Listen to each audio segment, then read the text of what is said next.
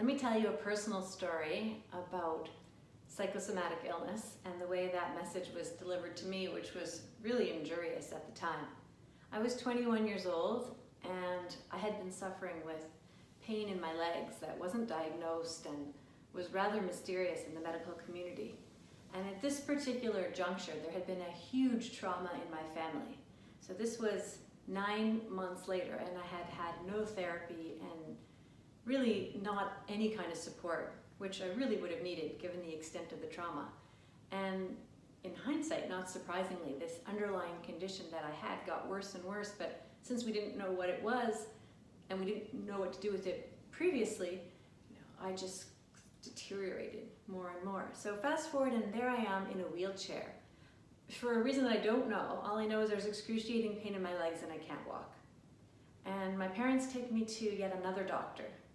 And this doctor reviews all the files of the previous doctors, and with the best of intentions, but with such bad bedside manner, she looks at me and says, "There's absolutely nothing wrong with your legs. There's no reason why you can't get up out of that wheelchair right now and walk." And to me, this was like so crushing because there was so much pain. I couldn't bear my own weight and I had no idea what to do about it. And her solution was, "There's nothing wrong with you, get up and walk."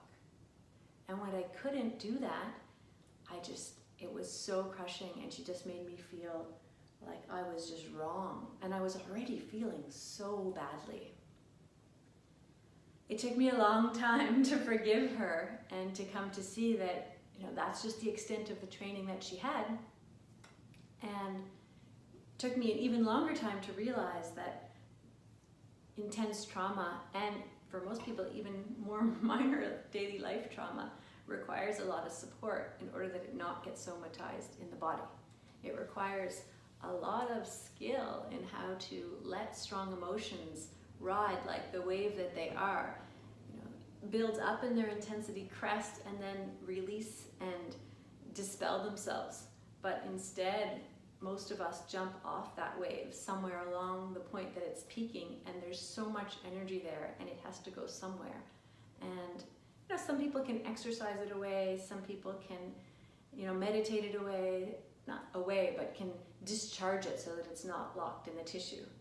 At that time, I didn't have the skills to do it, and it just perhaps put me on a course because I ultimately had to heal myself, which I did. And in so doing, I have developed a strong passion for helping other people who have psychosomatic illness, because I really know what that is and how challenging it can be to extricate yourself.